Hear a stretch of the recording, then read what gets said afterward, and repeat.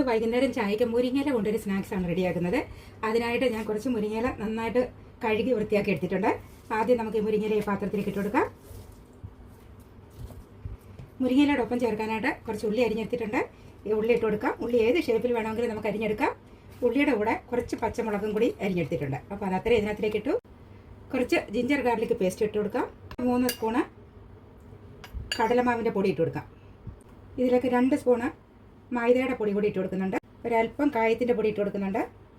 ആവശ്യത്തിനുള്ള ഉപ്പും കൂടി ഇട്ട് കൊടുക്കാം. ഇതിലേക്ക് കുറേശ്ശെ വെള്ളം ഒഴിച്ചിട്ട് ഇത് നമുക്കൊന്ന് മിക്സ് ചെയ്തെടുക്കാം. ഒരുപാട് വെള്ളം ആദ്യം തന്നെ ചേർക്കരുത്. കുറേശ്ശെ വെള്ളം ഒഴിച്ചിട്ട് ഇത് നന്നായിട്ടൊന്ന് മിക്സ് ചെയ്തെടുക്കണം.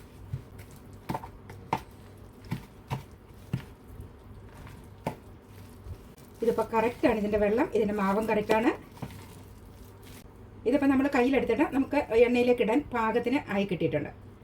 ഇനി ഇത് നമുക്ക് പെട്ടെന്ന് തന്നെ ചുട്ടെടുക്കാം. ഇത് നമുക്ക് വെച്ചിരിക്കേണ്ട ആവശ്യമൊന്നുമില്ല. പെട്ടെന്ന് തന്നെ നമുക്ക് ചുട്ടെടുക്കാൻ പറ്റും. ഇപ്പോൾ എണ്ണ ചൂടായിട്ടുണ്ട്. ചെറിയ ചെറിയ പീസുകളായിട്ട് നമുക്ക് എണ്ണയിലേക്ക് വെച്ച് കൊടുക്കാം.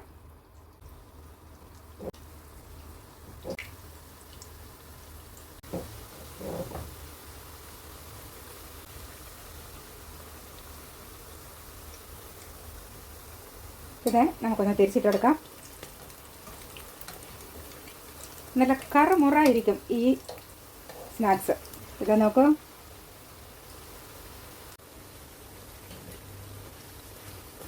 ഇത് ഓൾമോസ്റ്റ് റെഡി ആയിട്ടുണ്ട്. ഇതിനെ നമുക്ക് പുറത്തേക്ക് എടുക്കാം.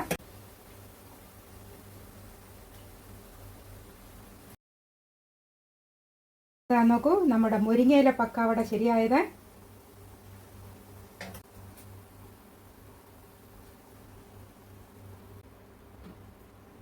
കുറച്ചുകൂടി ബാക്കിയുണ്ട്. അതുകൂടെ നമുക്ക് പൊരിച്ചെടുക്കാം.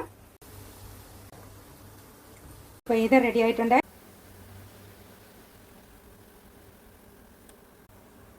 ഇത് കണ്ടോ, നമ്മുടെ മുരിങ്ങയില പക്കാവട നല്ല കറുമുറാന്ന് നമുക്ക് കടിച്ച് തിന്നാം. നല്ല ടേസ്റ്റാണ്.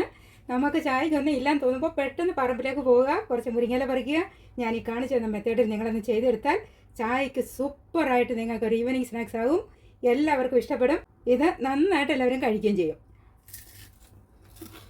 കറുമുറാന്നിരിക്കും. ഇത് ശരിയാക്കി എടുക്കാനും എളുപ്പമാണ്, കഴിക്കാൻ നല്ല ടേസ്റ്റുമാണ്, നല്ല ക്രിസ്പിയാണ്. ഇത് ചായയുടെ കൂടെ അടിപൊളിയായിട്ട് കഴിക്കാം. ഏലക്ക ചേർത്ത ഒരു ചായയും കൂടെ ആയാൽ എങ്ങനെയുണ്ട്? നിങ്ങൾക്ക് ഇഷ്ടപ്പെട്ടില്ലേ? അപ്പം നിങ്ങൾ ഇങ്ങനെയും തയ്യാറാക്കി നോക്കൂ. നിങ്ങൾ ഇതുമാതിരി ഒന്ന് ചെയ്ത് നോക്കുക. എന്നിട്ട് നിങ്ങളുടെ ഫീഡ്ബാക്ക് കൂടി പറയുക. നിങ്ങൾ ഈ ചാനൽ സബ്സ്ക്രൈബ് ചെയ്തിട്ടില്ലെങ്കിൽ പ്ലീസ് ഒന്ന് സബ്സ്ക്രൈബ് ചെയ്യണേ. Thank you for watching.